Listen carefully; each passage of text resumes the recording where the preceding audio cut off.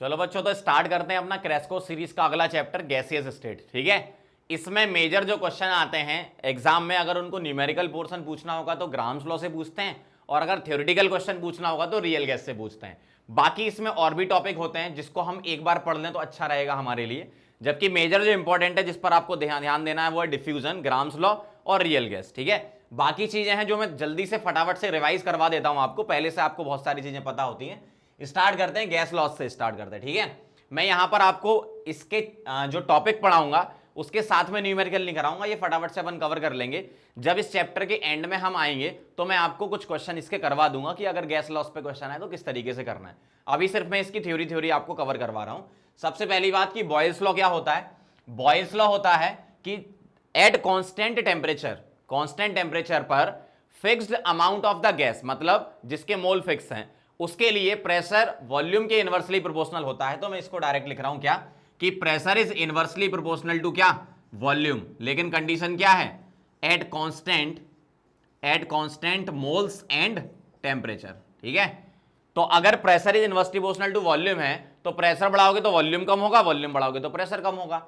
और अगर मैं दो अलग अलग स्टेट की बात करूं तो इक्वेशन ये बनेगी कि P1 V1 is equal to P2 V2। ठीक है, ये सब छोटी छोटी चीजें हैं, ये आपको पता रहती हैं, इसमें कोई ज्यादा खास चीज है भी नहीं। प्रेशर वॉल्यूम दे रखा होगा, कोई दूसरा प्रेशर दे रखा होगा, वॉल्यूम निकलवा लेंगे, या दूसरा वॉल्यूम दे रखा होगा, प्रेशर निकलवा लेंगे। मतलब दो अलग अलग स्टेट की इक्वेशन। सिमिलरली अगर चार्ल्स लॉ पे चलें तो चार्ल्स लॉ ये कहता है कि volume is directly proportional to temperature on absolute scale, मतलब केल्विन वाला ले रहा हूं मैं, है ना। Volume is directly proportional to temperature in kelvin at constant N and P, मतलब प्रेशर और मोल कांस्टेंट हो तो volume is directly proportional to N. ठीक है, तो मैं इसकी इक्वेशन लिख रहा हूं क्या, V1 by T1 is equal to V2 by T2। ठीक है, इन इक्वेशन पर बेस न्यूमेरिकल होता है, अगर कभी आ गया तो फिर ये इक्वेशन लगा के सॉल्व कर सकते हो। और यहां टेम्परेचर किसमें है, केल्विन में, ध्यान रखना, T किसमें है, केल्विन में। गेलुसैक लॉ क्या होता है, pressure is inversely proportional to temperature when moles and volume are kept constant. ठीक, तो इसकी इक्वेशन क्या बनेगी, P1 by T1 is equal to P2 by T2। इस तरीके से बहुत आसान है। अवोगैड्रोस लॉ के बारे में बात करेंगे तो इक्वल वॉल्यूम इक्वल मॉलिक्यूल रखता है, मतलब volume is directly proportional to moles at constant P and T, at constant P and T। ठीक है, तो इसकी इक्वेशन बनेगी V1 by N1 is equal to V2 by N2। ठीक है, इस तरीके से इक्वेशंस होती हैं। बस ये आप डायरेक्ट इक्वेशन ध्यान रखना, अगर कभी क्वेश्चन आए तो कर सकते हो। आने के चांसेस बहुत कम है, लेकिन बस इक्वेशन एक बार देख लो। ठीक है, फटाफट से नोट करो, फिर आगे बढ़ते हैं।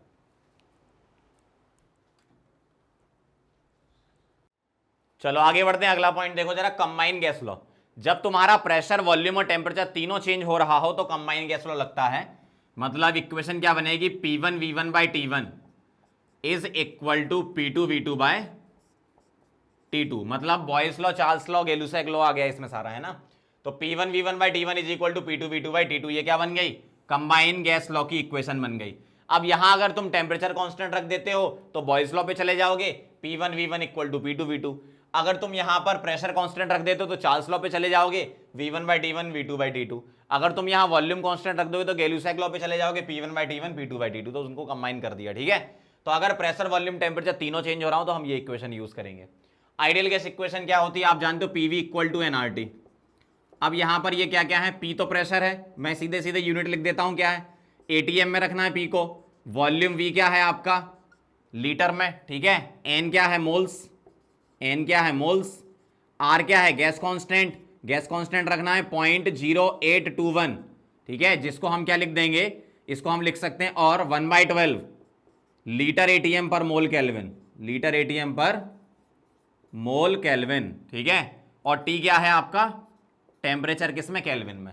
ठीक, अगर आप इसी इक्वेशन में यूनिट चेंज करके लिखना चाहते हो, अगर कोई बोले R हम ये नहीं लेंगे 25/3 लेंगे, मतलब 8.314, मतलब आपने वो जूल वाली वैल्यू ली, तो यहां पर भी आपको क्या करना पड़ेगा, प्रेशर को फिर किस में लेना पड़ेगा आपको, न्यूटन पर मीटर स्क्वायर में, और वॉल्यूम को किस में लेना पड़ेगा, मीटर क्यूब में। ठीक है, तो प्रेशर फिर आपको न्यूटन पर मीटर स्क्वायर में रखना पड़ेगा, वॉल्यूम मीटर क्यूब में रखना पड़ेगा, R 25/3। लेकिन ऐसा बहुत ही कम होता है, आर को हम 1/12 रखेंगे तो प्रेशर एटीएम और वॉल्यूम लीटर में रख देना। बस ये कन्वर्जन ध्यान रखना प्रेशर का, मिलीमीटर ऑफ मरकरी से एटीएम में कन्वर्जन जानते हो आप, 1 ATM is equal to 76 centimetre of mercury और 760 मिलीमीटर ऑफ मरकरी, 760 टॉर। ठीक है, ये सब आपको, और वॉल्यूम का बचपन से आपने पढ़ रखा, 10th पास हो सभी लोग। Dalton's law of partial pressure की अगर हम बात करें, Dalton's law of partial pressure का स्टेटमेंट क्या है कि the total for non reacting gaseous mixture, for non reacting gaseous mixture the total pressure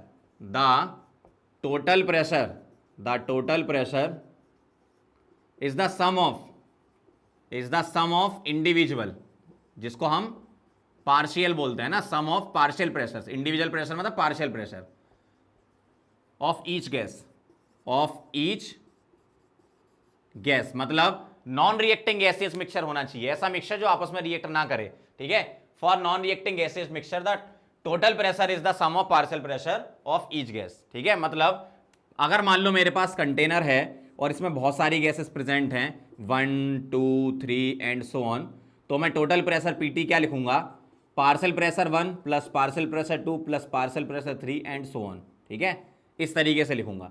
अब इसमें अगर कभी न्यूमेरिकल मिलेगा तो किस फॉर्मूले मिलेगा वो लिख रहा हूं, partial pressure of the gas, किसी भी गैस का पार्शियल प्रेशर ये होता है mole fraction into total pressure के बराबर।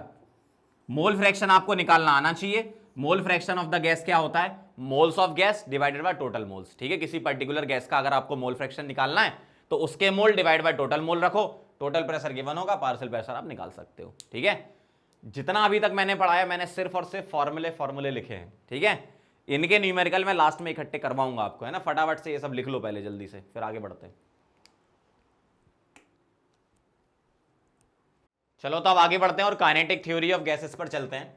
इसके कुछ पोस्टुलेट होते हैं, एग्जाम में अगर कभी क्वेश्चन केटीजी से आया तो ये डायरेक्ट पोस्टुलेट पर बेस्ड थ्योरेटिकल क्वेश्चन पूछ सकते हैं। तो आप पोस्टुलेट ध्यान रखना क्या क्या, बहुत आसान है। पॉइंट नंबर 1 क्या है, there is no force of attraction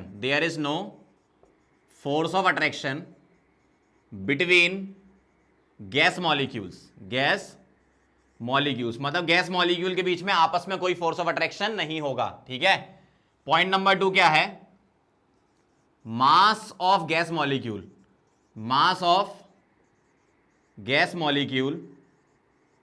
is negligible, मतलब हम क्या मानेंगे इसको, पॉइंट मास मानेंगे। क्या मानेंगे, पॉइंट मास, बहुत ही कम मास होगा। ठीक है, point number 3, the collision between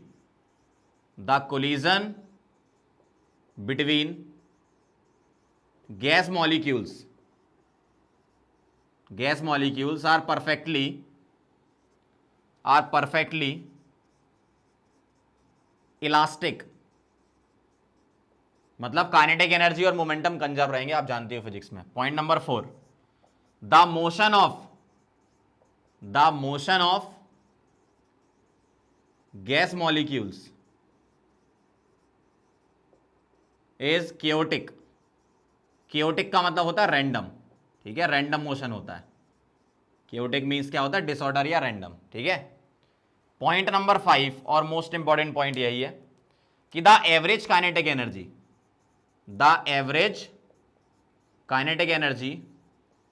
of gas molecules is directly proportional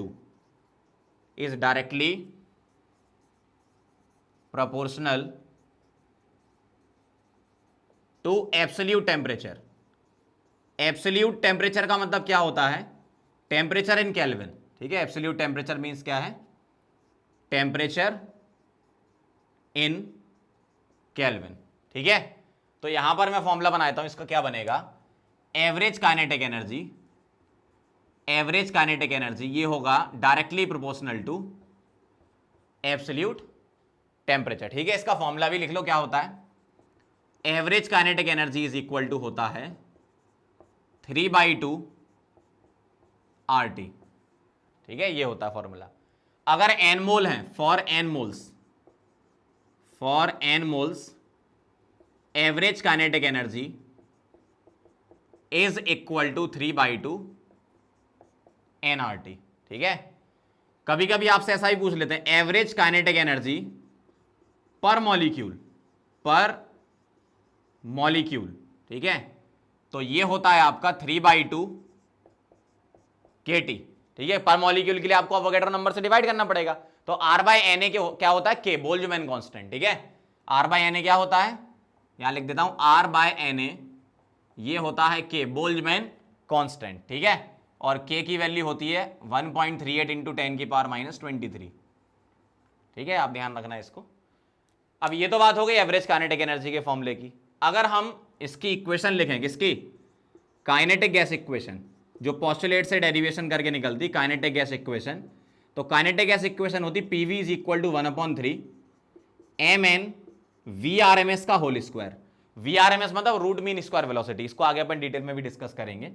अब इसमें आपको यूनिट क्या रखनी है, जैसे यहां तो आपको पता है कि टेम्परेचर को किस में रखना है आपको, केल्विन में, और आर को किस में रखना है आपको, आर जो होगा वो जूल में रखेंगे अपन, क्या 25/3 8.314 होता है ना, जूल पर मोल kelvin.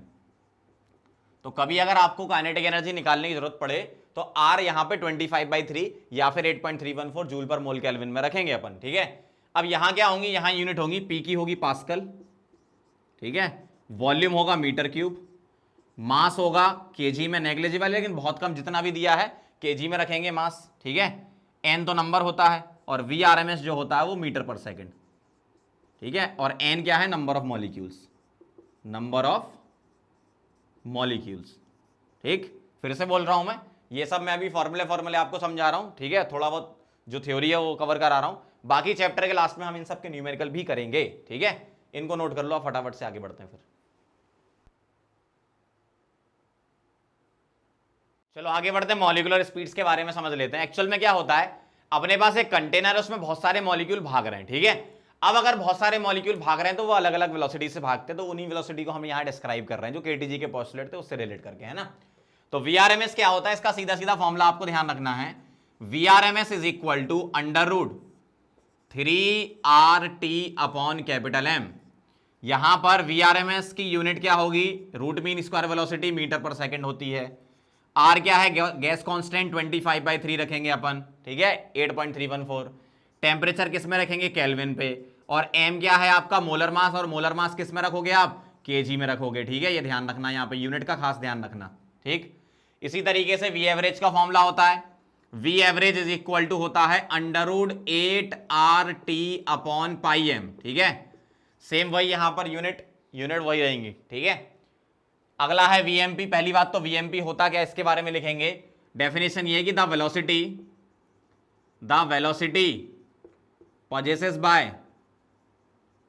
possesses by maximum number of molecules. ध्यान रखना, ये वेलोसिटी मैक्सिमम नहीं है, लेकिन ये वो वेलोसिटी है जो बहुत सारे मॉलिक्यूल रख रहे हैं। ठीक है, तो VMP इज इक्वल टू होता है √2RT/M। ठीक है, यूनिट आपकी वही है, जो यहां यूनिट लिखी है वही है सारी। ठीक है, अब ये जो VRMS है ये कैसे निकलता है, अलग अलग मॉलिक्यूल की वेलोसिटी का स्क्वायर लेकर मीन लेते हैं और उसका रूट लगाते हैं। यहां क्या है, अलग अलग मॉलिक्यूल की वेलोसिटी का सीधा एवरेज लेते हैं, और मोस्ट प्रोबेबल वेलोसिटी, बहुत सारे मॉलिक्यूल जो वेलोसिटी रखते हैं वो होती है। अब एक बार एग्जाम में क्वेश्चन आया जी कौन सी वेलोसिटी ज्यादा है, मतलब कंपेरिजन कराना है, तो पहली बात RT/M तो कॉमन है सभी में, एक्स्ट्रा क्या है यहाँ √3, यहाँ √8/π और यहाँ √2। ठीक है, तो √3 क्या होता है, बड़ा किससे, √8/π से, और फिर आता है क्या √2। इसका मतलब VRMS बड़ा होगा, फिर V एवरेज बड़ा होगा, और फिर VMP बड़ा होगा। और याद करने के लिए ऐसा याद कर लो, RAM, RAM, RMS, एवरेज और MP। ठीक है, RAM ऐसे याद कर लेना। तो ये वेलोसिटी का क्या आ गया आपके पास, कंपैरिजन आ गया। ठीक है, अब यहां पर कई बार कुछ बुक में ऐसा भी लिखा है कि R की जगह इसको K से, बोल्ट्जमैन कांस्टेंट से रिप्लेस किया है। तो जो RT/M होता है ना, RT/M यहां लिख देता हूं, RT/M ये होता है KT/m। ठीक है, यहां के बोल्ट्जमैन कांस्टेंट, T टेम्परेचर, और M मास हो गया।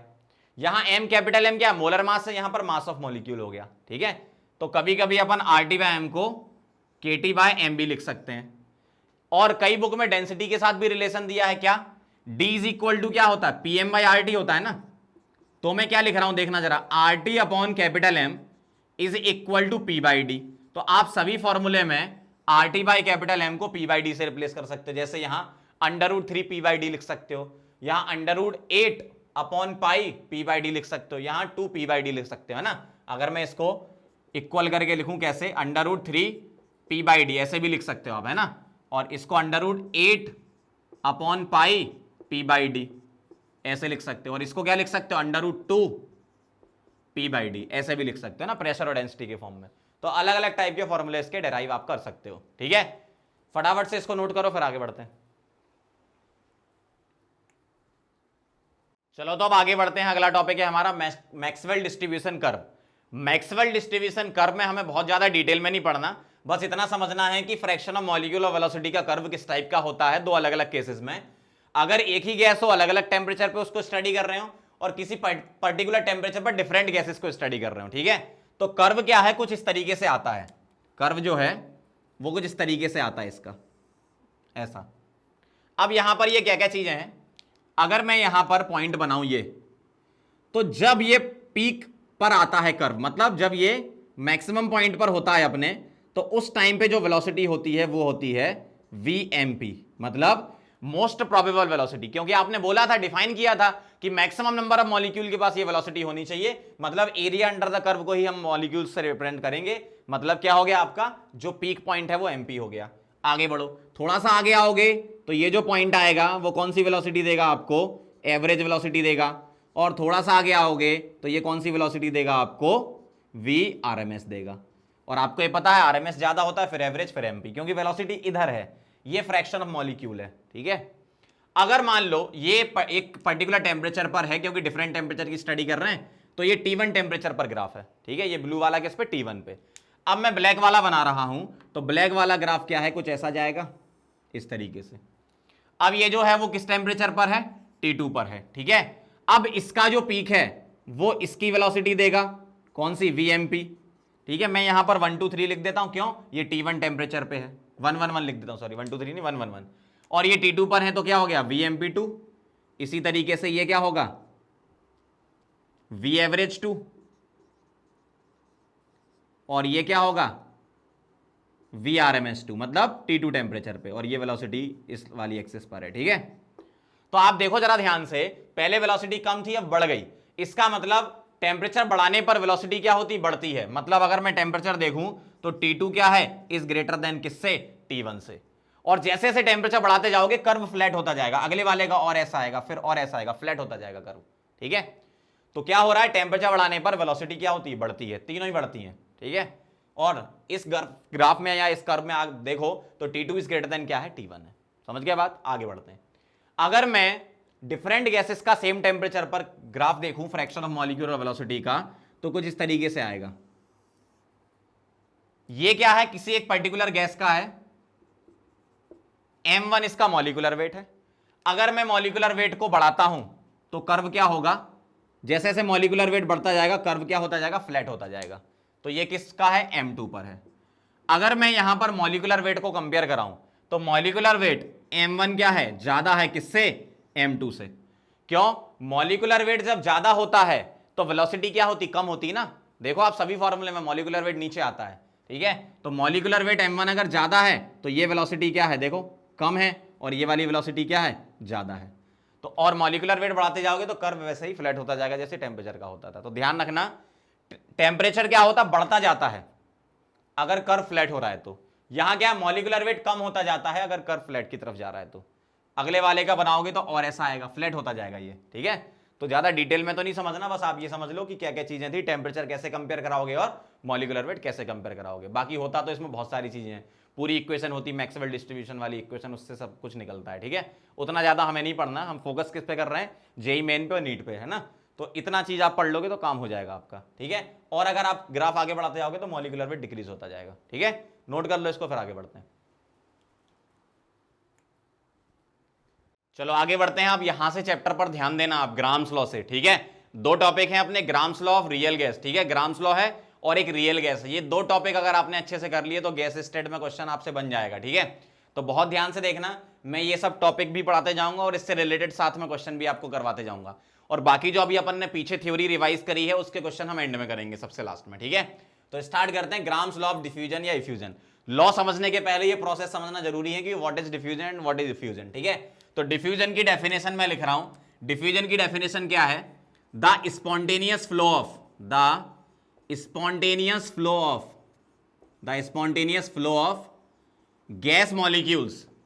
Gas molecules from higher concentration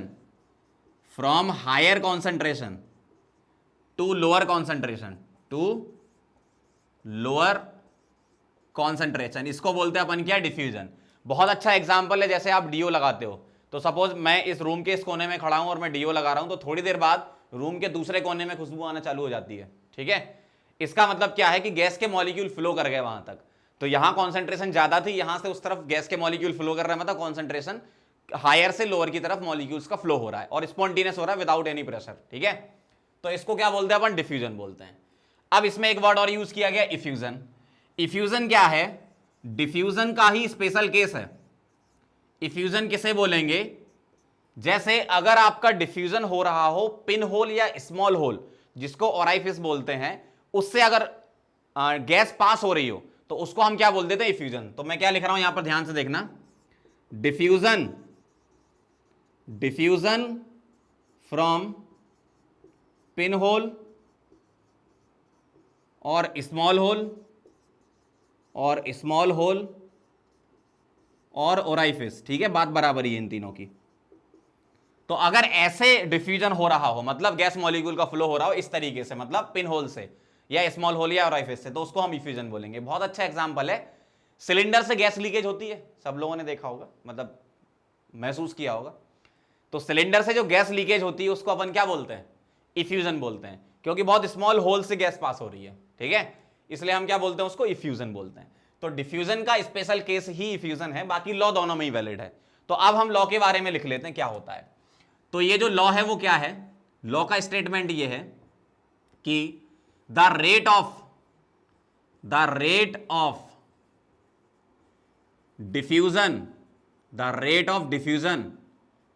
और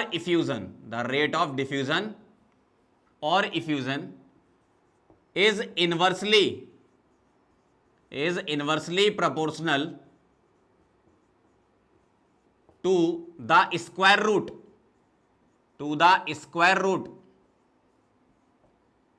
of the density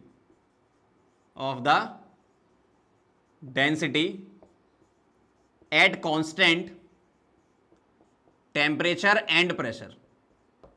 T and P constant है, तो रेट ऑफ डिफ्यूजन या इफ्यूजन, जिसको मैं R से डिनोट कर रहा हूं, क्या बोल रहे हैं आपसे? Inversely proportional to square root of the density, ठीक है, square root of the density at temperature and pressure. Density is directly proportional to vapour density बोल सकते हैं अपन, तो अंडर रूट डेंसिटी की जगह वेपर डेंसिटी लिख सकते हो।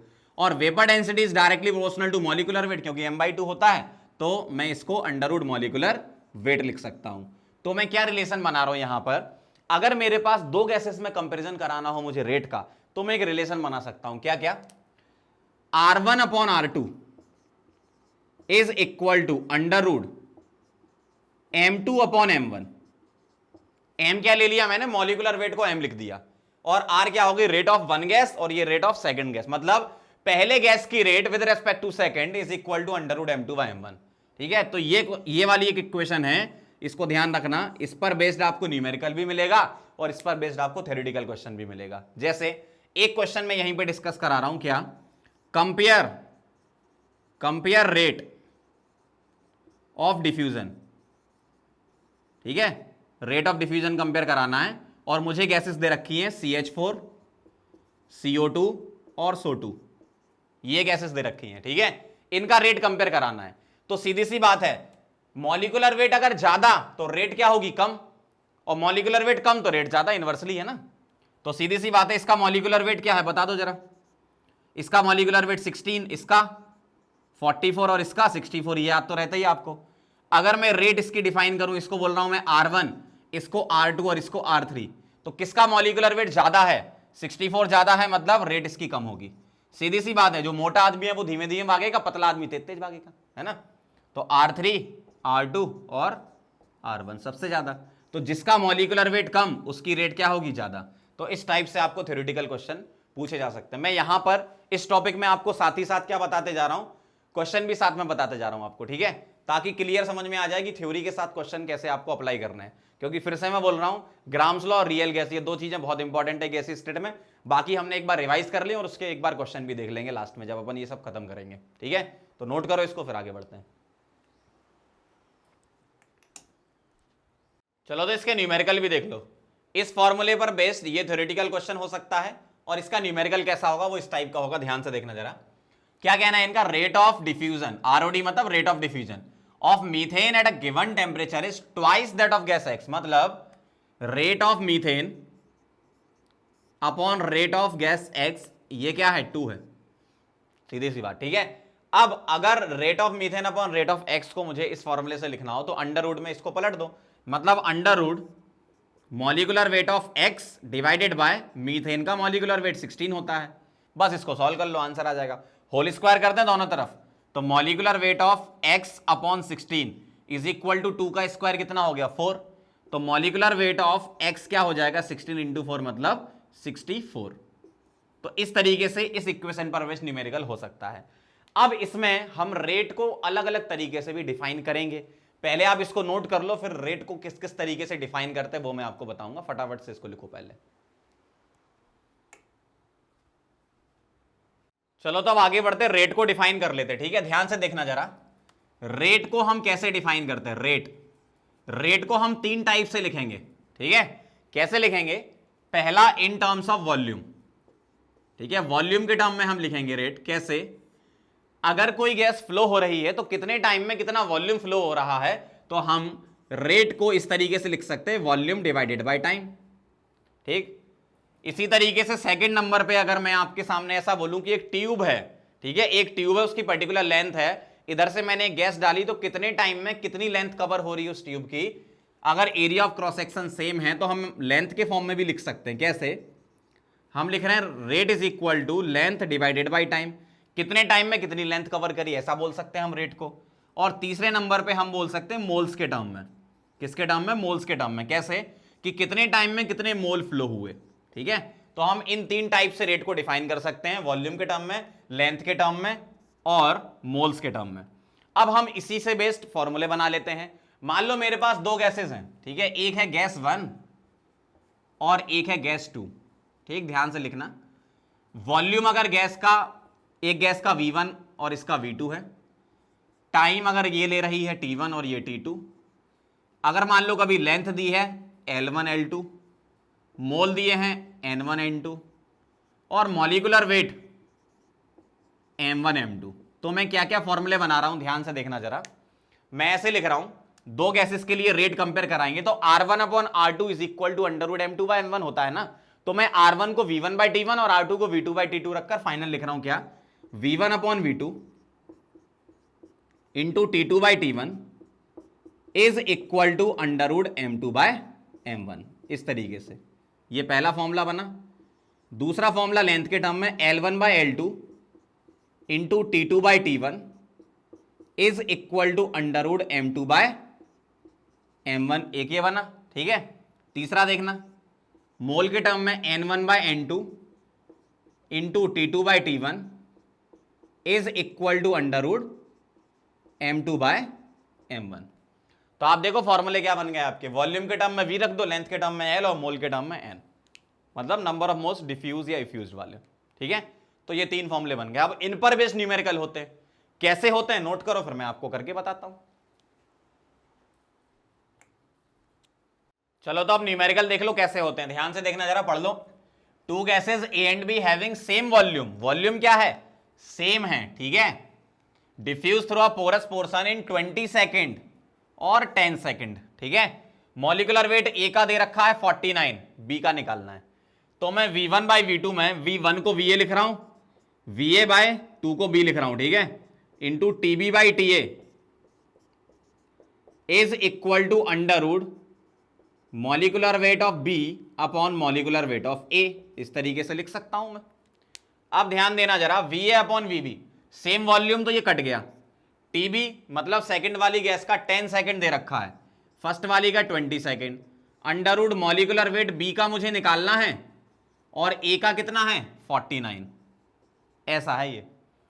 अब इसको मल्टीप्लाई कर लो जरा, एक काम करो होल स्क्वायर कर दो, तो ये कितना हो जाएगा 1/4 लिख दूं मैं इसको भाई, 10/20 1/2 square 1/4 is equal to molecular weight of B upon 49। तो यहां से मॉलिकुलर वेट ऑफ बी आ जाएगा 49/4, डिवाइड कर लेना, आ जाएगा आंसर। इस तरीके से अप्लाई करना, बहुत इजी क्वेश्चन होते हैं, आराम से समझेंगे, बहुत अच्छे समझ में आ जाएगा। बस ये है कि क्वेश्चन छोड़ना नहीं इसका एग्जाम में अगर आया तो, ठीक है। चलो एक ये वाला क्वेश्चन कर लेते हैं। क्या कह रहे हैं इसमें, अरेंजमेंट समझा देता हूं। एक ट्यूब है मेरे पास जिसकी लेंथ 10 सेंटीमीटर 100 सेंटीमीटर है, ठीक है। ट्यूब की जो लेंथ है 100 सेंटीमीटर है। गैस H2 को इधर से डाला गया और गैस O2 को इधर से डाला गया। अब आपसे बोल रहे हैं कि फाइंड द डिस्टेंस फ्रॉम ये वाला एंड, H2 वाला एंड, जहां से यहां से गैस डाल रहे हैं ना H2 and, when they will meet first, मतलब जब पहली मुलाकात हो तो दूरियां बता दो, वो ये कह रहे हैं। मतलब यहां से H2 गैस डाली, यहां से O2 डाली, बता कौन तेज भागेगा, जिसका मॉलिक्यूलर वेट कम होगा। H2 का मॉलिक्यूलर वेट कम है तो ये गैस तेज भागेगी और ये धीमे धीमे भागेगी, तो ऑब्वियसली H2 गैस आधे से आगे निकल जाएगी। तो मैं ये मान लेता हूं कि वो यहां पर मिल रहे हैं, ये H2 वाली गैस है और ये O2 वाली गैस मान ली मैंने। तो यहां से H2 ने ट्रेवल किया, यहां से O2 ने ट्रेवल किया, और H2 की एंड की तरफ से मैं ये डिस्टेंस सपोज बोलता हूं x है, ये कितनी है x, तो बाकी बची हुई कितनी बचेगी 100 - x बचेगी ना, तो बाकी जो है वो 100 - x हो जाएगी, ठीक। तो अब मैं क्या कर रहा हूं, यहां पर लेंथ लगा रहा हूं क्योंकि एरिया ऑफ क्रॉस सेक्शन तो सेम है, तो लेंथ के टर्म में लगा रहा हूं। कैसे, x मैंने किसको माना H2 वाले को, और 100 - x किसको माना O2 वाले को, ठीक। अब टाइम के बारे में कुछ नहीं दे रखा, तो जब कुछ कंडीशन नहीं दे रखी होती तो आइडेंटिकल कंडीशन मान लेते हैं, तो टाइम सेम है तो इनटू जो टाइम है वो 1/1 कर देता हूं मैं, मतलब वो कट गया आपका टाइम, ठीक है।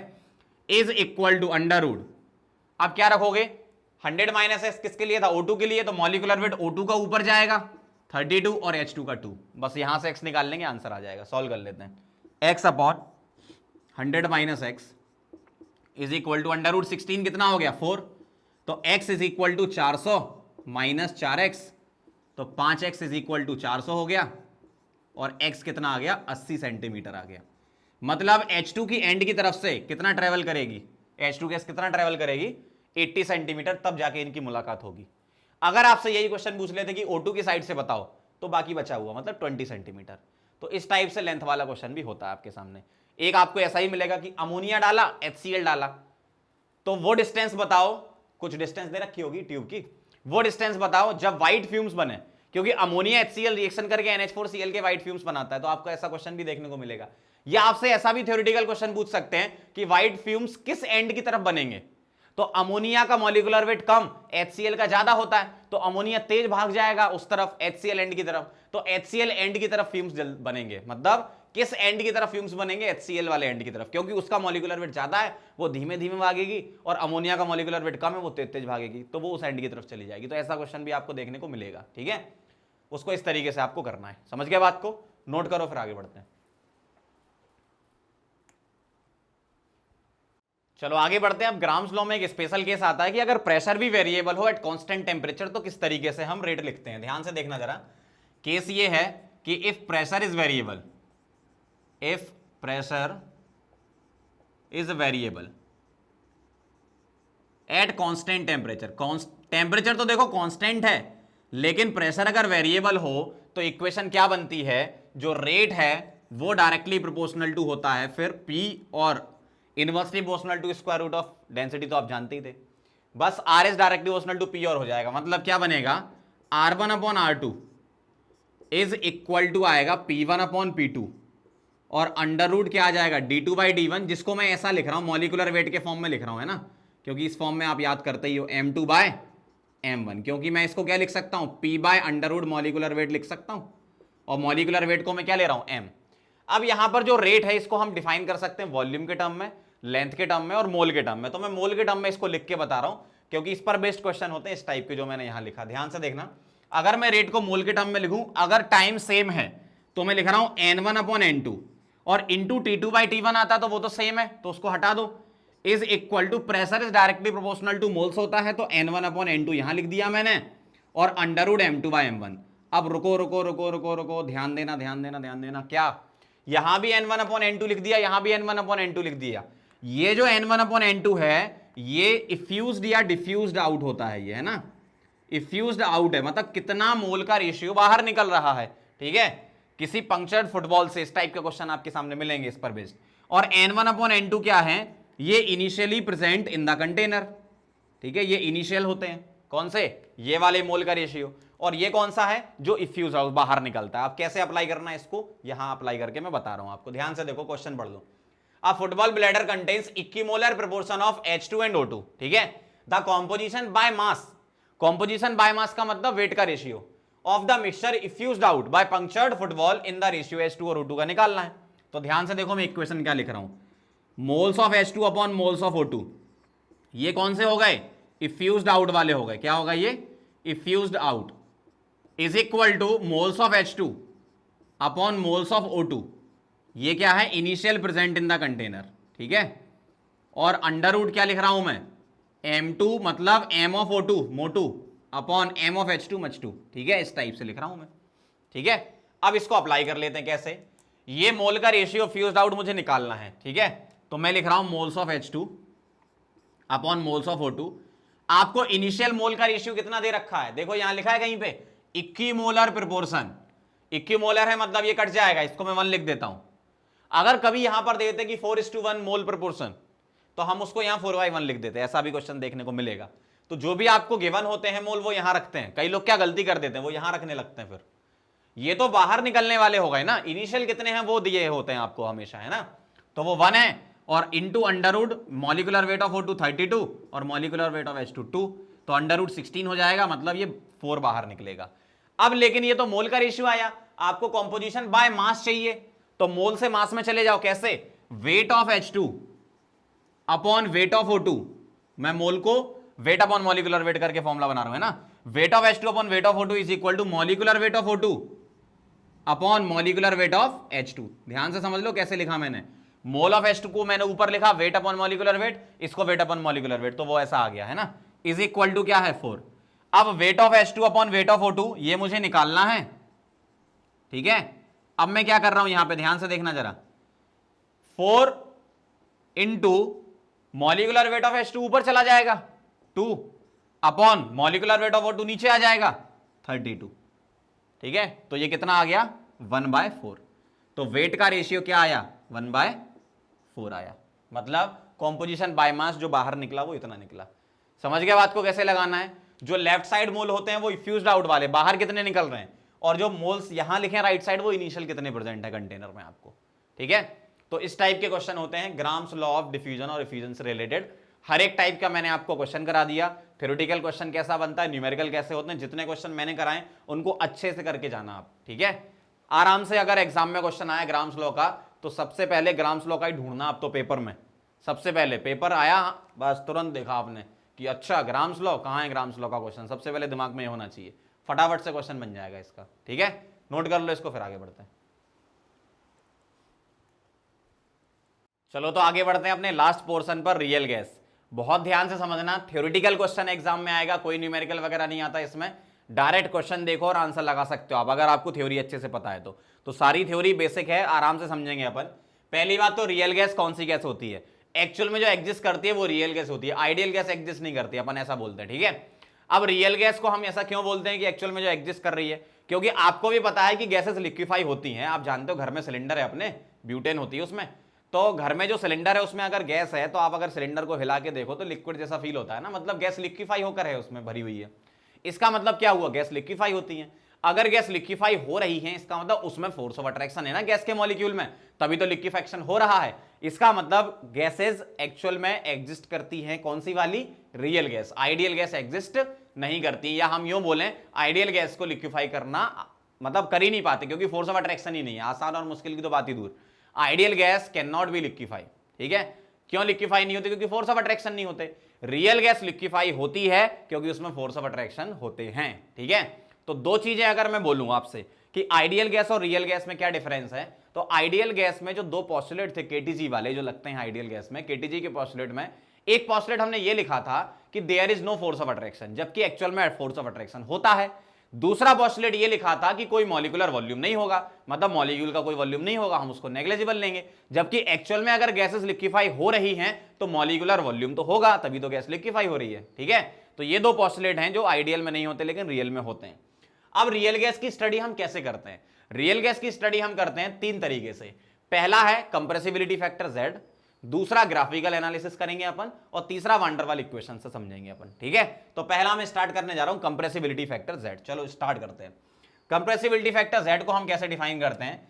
Z क्या है? एक रेशियो है रियल गैस के वॉल्यूम का और आइडियल गैस के वॉल्यूम का, V real upon V ideal. इसको अपन बोलते हैं क्या? Z। और Z की हेल्प से ही हम समझाते हैं रियल गैस के बारे में।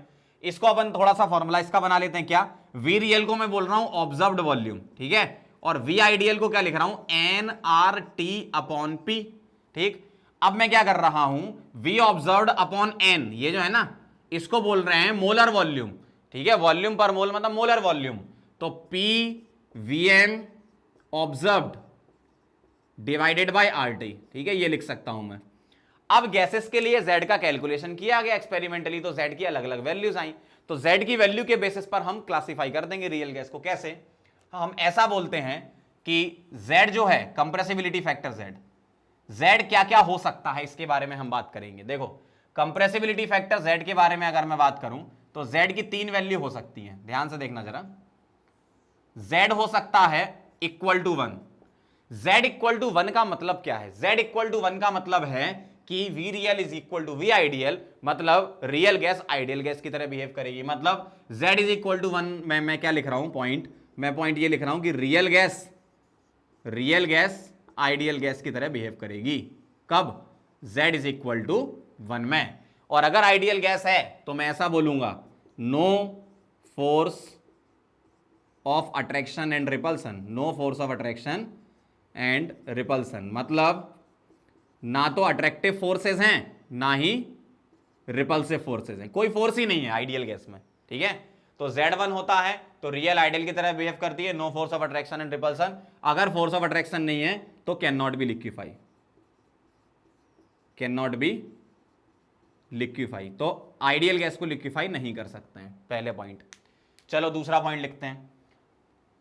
एक Z लेस देन 1 आ सकता है भाई, एक Z इक्वल टू 1 आ सकता है, Z लेस देन 1 आ, देखो Z नेगेटिव में तो कभी आएगा नहीं, आप जानते हो प्रेशर वॉल्यूम और टेम्परेचर नेगेटिव में तो होंगे नहीं, तो Z लेस देन 1 आएगा, ग्रेटर देन 1 आएगा या इक्वल टू 1 आएगा। अगर लेस देन 1 आया तो जो गैस है वो रियल गैस होगी, आइडियल गैस नहीं होगी। और दूसरा पॉइंट ये है कि Z लेस देन 1 में ऐसा देखा गया, उन गैसेस का Z लेस देन 1 आता है जिसमें अट्रैक्टिव फोर्सेस, अट्रैक्शन फोर्स ये ज्यादा होता है किससे? रिपल्सिव फोर्स से, रिपल्सिव फोर्स से। और अगर अट्रैक्शन फोर्स ज्यादा है रिपल्सन से, मतलब easy to liquefy, easy to compress. Easy to liquefy मतलब इन गैसेस को आसानी से लिक्विफाई कर सकते हो और कंप्रेस भी लिख सकते हो। ठीक है, इजी टू लिक्विफाई है, इजी टू कंप्रेस। और Z लेस देन 1 को हम बोलते हैं नेगेटिव डेविएशन। नेगेटिव डेविएशन का मतलब ये नहीं कि Z नेगेटिव हो गया, बस वो Z इक्वल टू 1 से बताया है कि 1 पर अगर नो डेविएशन है तो लेस देन 1 हो गया नेगेटिव और ग्रेटर देन 1 हो गया पॉजिटिव, ऐसा। तो इसको हम बोलते हैं नो डेविएशन, मतलब हम आइडियल गैस से चेक कर रहे हैं डेविएशन इसका। ठीक है, no deviation. Z less than 1 मतलब कौन सा डेविएशन? नेगेटिव डेविएशन बोलते हैं। ठीक है, और रियल गैस होगी ये, अट्रैक्शन फोर्स क्या होंगे? ज्यादा किससे? रिपल्सिव फोर्स से। Easy to liquefy, easy to compress. ठीक है, आगे देखना जरा तीसरा पॉइंट, थोड़ा और आगे इधर बढ़ा देता हूं। पॉइंट नंबर 3 में क्या है? एक Z क्या हो सकता है तुम्हारा? ग्रेटर देन 1 हो सकता है, और ग्रेटर देन 1 को हम बोलते हैं पॉजिटिव डेविएशन। क्या बोलते हैं? Positive deviation, positive deviation. और क्या बोलेंगे यहां पर? रियल गैस होगी। रियल गैस मतलब Z इज इक्वल टू 1 में क्या है? आइडियल गैस, और Z लेस देन 1 या ग्रेटर देन 1 मतलब Z नॉट इक्वल टू 1 होता है तो क्या होता है? Real gas. ठीक है, दूसरा पॉइंट ये कि यहां पर क्या होता है? अट्रैक्शन फोर्सेस वीक होते हैं कंपेरिजन टू किससे? रिपल्सिव फोर्स से। किससे? रिपल्सिव फोर्स स्ट्रांग होते हैं यहां पर, तो इस टाइप की गैसेस को आसानी से लिक्विफाई नहीं कर सकते हैं। ठीक है, तो मैं लिख रहा हूं difficult to liquefy, difficult to compress, जैसे H2HE वगैरह ये सब गैस होती है। यहां पर SO2 अमोनिया HCl H2 इस टाइप की। ठीक है, तो difficult to liquefy, difficult to liquefy, और डिफिकल्ट टू कंप्रेस। ठीक है, तो ये सारी कहानी है, एक बार फिर से मैं बता देता हूं। Z की मदद से हम रियल गैस को एक्सप्लेन करते हैं। Z ऐसे निकलता है, ठीक है, अलग अलग गैसेस के लिए Z निकाल लेते हैं अपन experimentally, pressure volume temperature put करके। R आप जानते हो 1/12 होता है, ठीक है। अब Z की क्या क्या वैल्यू आती है, या तो तुम्हारी 1 आएगी, आप इधर देखते जाओ मैं बोलते जा रहा हूं, Z या तो 1 आएगी या लेस देन 1 आएगी या ग्रेटर देन 1 आएगी। मतलब Z इज इक्वल टू 1 पर आइडियल होगी और Z नॉट इक्वल टू 1 पर रियल होगी।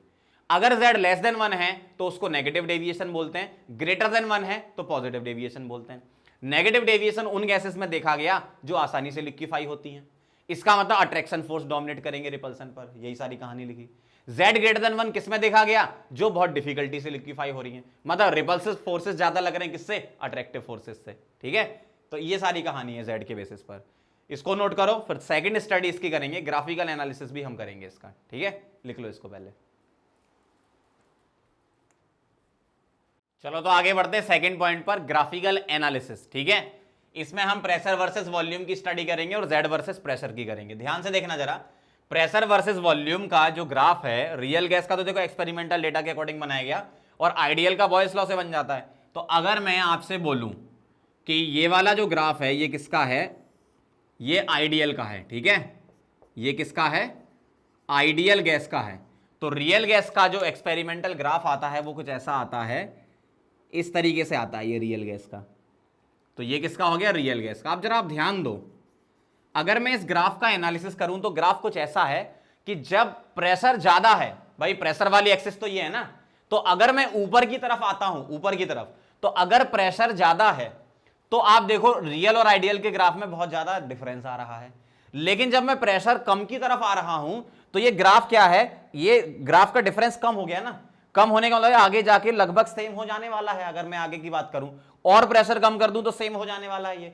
इसका मतलब मैं ऐसा बोल सकता हूं क्या, at very low pressure, at very low pressure real gas behaves like ideal gas. तो ये इंपॉर्टेंट पॉइंट है। मैं अगर प्रेशर बहुत ही कम, मान लो यहां पर मैं हूं, तो आगे की तरफ मैं बढ़ूंगा तो ये दोनों ग्राफ कोइंसाइड करते हुए नजर आएंगे, मतलब एक जैसे चलने लगेंगे, अप्रोक्सीमेटली वैसे ही हो जाएगा। मतलब रियल गैस आइडियल की तरह बिहेव करेगी कब, एट वेरी लो प्रेशर। और अगर मैं कंडीशन ये लिखूं, क्योंकि एग्जाम में इस टाइप के क्वेश्चन आ चुके हैं, अगर मैं टेम्परेचर भी मान लो उसमें ऐड कर दूं, फैक्टर टेम्परेचर भी ऐड कर दूं, तो टेम्परेचर ऐड करना मतलब मान लो टेम्परेचर का फैक्टर भी मैंने ले लिया, सपोज मैंने ऐसा बोल दिया कि टेम्परेचर बढ़ाते जाओ, तो एक्चुअल में आप करते क्या हो पता है, टेम्परेचर बढ़ाते हो तो मॉलिक्यूल को एनर्जी मिलती है और मॉलिक्यूल भागने लगते हैं, मतलब उनके बीच का फोर्स आप कम कर रहे हो, मतलब आप नो फोर्स वाले जोन में जा रहे हो, मतलब रियल गैस आइडियल की तरह बिहेव करने लगेगी। सही बात है ना। तो मैं क्या लिख रहा हूं यहां पर, ये इंपॉर्टेंट पॉइंट है कि at low pressure and high temperature at low pressure and high temperature real gas behaves like ideal gas. ठीक है, वेरी लो प्रेशर में तो कर ही रही थी रियल आइडियल की तरह, लेकिन लो प्रेशर में भी आप करवा सकते हो। कैसे, टेम्परेचर बढ़ा के। तो लो प्रेशर जोन में भी आप रियल से आइडियल बिहेव करवा सकते हो, टेम्परेचर बढ़ा दो। वेरी लो प्रेशर में तो करता ही है, लेकिन लो प्रेशर में भी कर सकता है, टेम्परेचर बढ़ा दो तो रियल आइडियल की तरह बिहेव करने लगेगी। डायरेक्ट यहां रखना, ये सीधे सीधे एग्जाम में क्वेश्चन आ चुके हैं ऐसे, थ्योरेटिकल है पूरा। आ जाओ अगला, Z वर्सेस P पे चलते हैं। Z वर्सेस P का जो ग्राफ होता है उसमें मैंने एक लाइन ले ली रेफरेंस के लिए, Z इज इक्वल टू 1, मतलब ये आइडियल गैस के लिए Z1 हो गया। अब इससे अगर मैं कंपेयर कराऊं तो होता क्या है, यहां पर दो अलग अलग टाइप का नेचर बनता है ग्राफ का। कैसा, मैं इस तरीके से बना रहा हूं, ये आता है H2 के लिए, प्रेशर के साथ Z का variation Z is equal to PVm/RT से निकाल के हर एक प्रेशर पर ग्राफ बना दिया गया, तो मैं फाइनल ग्राफ बना रहा हूं। ये H2 गैस का होता है और ये He गैस का होता है, स्ट्रेट लाइन होता है इसका, ठीक है, H2 और He का। इसके बाद जो होता है वो अलग टाइप का नेचर आता है। कैसा, N2 का होता है कुछ ऐसा, ठीक है, ये आगे यहां लिख देता हूं मैं, N2, O2 का ये हो गया, ये O2, ये CO, ये CH4 और ये CO2। ठीक है, इतने आपको ध्यान रखने। H2 HE straight line blue वाले से दिख रहा है और ब्लैक वाले हैं, उसका नेचर क्या हो रहा है, पहले Z क्या है, कम हो रहा है और फिर बढ़ रहा है, ऐसा हो रहा है ना। तो ये जो पॉइंट है यहां पर, ये क्या है, Z इज इक्वल टू 1 है, मतलब Z इज इक्वल टू 1 की लाइन है। तो अगर मैं आपसे कंपेरिजन कराऊं तो मैं इसके डिफरेंट केसेस बना सकता हूं, ध्यान से देखना जरा। केस वन क्या है, at very low pressure zone, at very low pressure zone, very low pressure वाला जोन में कौन सा बोल रहा हूं, अलग कलर से बना देता हूं तो समझ में आ जाएगा। वेरी लो प्रेशर जोन बोल रहा हूं मैं ये वाला, इधर वाला, मतलब प्रेशर बहुत ही कम, मतलब यहां खड़े हो आप मान लो, तो वेरी लो प्रेशर जोन में क्या हो रहा है, सारे ग्राफ 1 से निकल रहे हैं, यही दिख रहा है आपको। तो वेरी लो प्रेशर में सारे ग्राफ 1 से निकल रहे हैं, ऐसे निकल रहे हैं, ठीक है, 1 से निकल रहे हैं। इसका मतलब वेरी लो प्रेशर जोन में Z क्या होता है, Z होता है नियरली 1, तो जिसको हम 1 मान लेते हैं। मतलब वेरी लो प्रेशर में रियल गैस आइडियल की तरह बिहेव करती है, यहां से भी हमें समझ में आ गया था और यहां से भी हमने समझ लिया कि Z अगर बहुत कम है तो उस टाइम पे Z क्या, P अगर बहुत कम है तो उस टाइम पे Z क्या है, 1 है। अगर P बहुत कम है तो उस टाइम पे Z क्या है, 1 के आसपास है, सारे ग्राफ 1 से निकल रहे हैं। ठीक, क्लियर, आगे बढ़ते हैं। सेकंड केस देखना, केस नंबर 2। अगर मैं केस नंबर 2 की बात करूं तो at low pressure zone, at low pressure zone, अगर मैं लो प्रेशर लेता हूं तो लो प्रेशर का मतलब मैं यहां कहीं पे हूं, इधर, ठीक है, इस जगह। तो लो प्रेशर में देखो बहुत सारे ग्राफ का Z क्या है, लेस देन 1 है, सभी का नहीं है लेकिन बहुत सारे ग्राफ का Z क्या है, लेस देन 1 है। H2 और He वगैरह इस टाइप की गैसेस को अगर छोड़ दो तो बाकी सब गैसेस का Z क्या है, लेस देन 1 है। कब, लो प्रेशर जोन में, है ना। मतलब at very low pressure Z क्या है, लेस देन 1, मतलब इस टाइप की गैसेस मैं आपको पीछे लिखवा चुका हूं। Easy to liquefy, easy to compress, attractive force dominate करेंगे रिपल्सन पर, यहां कोई लिक्विफेक्शन नहीं होगा। ठीक है, आगे बढ़ते हैं। तीसरा जोन में ये डिवाइड कर देता हूं किसको, केस 3। केस 3 में जोन ले रहा हूं eight high pressure zone, eight high pressure zone. अगर मैं हाई प्रेशर जोन लेता हूं, हाई प्रेशर जोन ध्यान से समझते जाना, अगर हाई प्रेशर जोन लेता हूं इसका मतलब मैं यहां पर कहीं हूं, बहुत ज्यादा प्रेशर है, ठीक है, इधर। तो इधर आप देखो सभी की सभी गैसेस का Z क्या आ रहा है, 1 से ज्यादा आ रहा है ना, क्यों, 1 की लाइन तो ये थी, तो 1 से ऊपर आ रहा है। मतलब eight high pressure zone Z क्या होता है, ग्रेटर देन 1 होता है, मतलब difficult to liquefy, difficult to compress होती है इस टाइप की गैसेस। रिपल्सिव फोर्स डोमिनेट करता है अट्रैक्टिव पर, समझ गए। अब एक केस और अलग से बना देता हूं, केस नंबर 4। केस नंबर 4 किस टाइप की गैसेस के लिए है, जो अलग टाइप का ब्लू वाला जो बनाया था मैंने, H2 एंड He टाइप की गैसेस, जिनका Z सीधा स्ट्रेट लाइन है, 1 हो रहा है और बढ़ रहा है, ठीक है। तो अगर मैं H2 और He के लिए बोलूं, तो अगर मैं इसमें पहला केस बोलूं, at very low pressure, at very low pressure, very low pressure zone में तो Z ठीक है 1 है, लेकिन लो प्रेशर में भी इसमें Z ग्रेटर देन 1 है। ध्यान से सुन लो, H2 और He का लो प्रेशर में भी Z क्या है, ग्रेटर देन 1 है। तो at very low pressure Z equal to 1, और second at low and high, at low and high pressure, at low and high pressure Z क्या है, ग्रेटर देन 1 है। इनका Z लेस देन 1 नहीं दिख रहा आपको ग्राफ से, ठीक है, तो ग्राफिकल एनालिसिस कर रहा हूं मैं, है ना। तो at very low pressure Z क्या है, 1, और लो प्रेशर रखो या हाई प्रेशर रखो, Z क्या है इसका, ग्रेटर देन 1 है। ऊपर की तरफ ही निकल गया ग्राफ, Z इक्वल टू 1 की लाइन से नीचे नहीं आया, ये कहां निकल गया, ऊपर निकल गया। 1 से तो शुरू हुआ लेकिन ये कहां निकल गया, ऊपर निकल गया, ये नीचे नहीं आया। समझ रहे हो बात को, ठीक है। अब यहां पर कभी कभी लो प्रेशर को मॉडरेट प्रेशर भी लिखते हैं, तो ये ध्यान रखना, एट लो प्रेशर, और कई बुक में मॉडरेट भी लिखा है, तो मॉडरेट प्रेशर भी लिख सकते हो, ठीक है। यहां भी मैं लिख देता हूं लो को क्या, मॉडरेट, ठीक है, ये ध्यान रखना। तो ये ग्राफिकल एनालिसिस हो गया अपना complete. P versus V graph से हमने समझ लिया और Z वर्सेस P ग्राफ से हमने समझ लिया। मेन फोकस करना है किस प्रेशर जोन में Z की वैल्यू क्या होती है। डायरेक्ट थ्योरेटिकल क्वेश्चन आएगा, आप लगा देना। पूछा जाए आपसे वेरी लो प्रेशर पे बताओ Z क्या है, इक्वल टू 1, सीधा डायरेक्ट क्वेश्चन आएगा थ्योरेटिकल। लो प्रेशर या मॉडरेट प्रेशर में Z क्या होता है, लेस देन 1। हाई प्रेशर में क्या होता है, Z ग्रेटर देन 1। H2He के लिए क्या होता है, इसके लिए इक्वल टू 1, इसके लिए ग्रेटर देन 1। ऐसा क्यों होता है, क्योंकि इसके मॉलिक्यूल छोटे साइज के होते हैं, तो रिपल्सिव फोर्स डोमिनेट करता है अट्रैक्टिव से, ठीक है, क्योंकि बहुत छोटे साइज के मॉलिक्यूल हैं। समझ गए बात को। तो P versus V graph, Z versus P graph समझ में आ गया, बहुत आसानी से आराम से क्वेश्चन थ्योरेटिकल आएगा, बिल्कुल लगा देना आप, ठीक है। चलो नोट करो इसको, फिर आगे बढ़ते हैं। चलो तो आगे बढ़ते हैं, एक ग्राफ और समझ लेते हैं। किसी एक पर्टिकुलर गैस का अलग अलग टेम्परेचर पर Z वर्सेस P क्या होता है, ध्यान से देखना जरा। ये अगर मैं ग्राफ बना रहा हूं, ये है एक टेम्परेचर सपोज T1, ठीक है, ये है टेम्परेचर T2, ठीक, ये है टेम्परेचर T3 और ये है टेम्परेचर T4 का। तो अगर मुझे टेम्परेचर को कंपेयर कराना है तो आप ध्यान से देखो जरा। पहली बात तो मुझे बताओ कि हाई टेम्परेचर पर क्या होता है, रियल गैस आइडियल की तरह बिहेव करती है।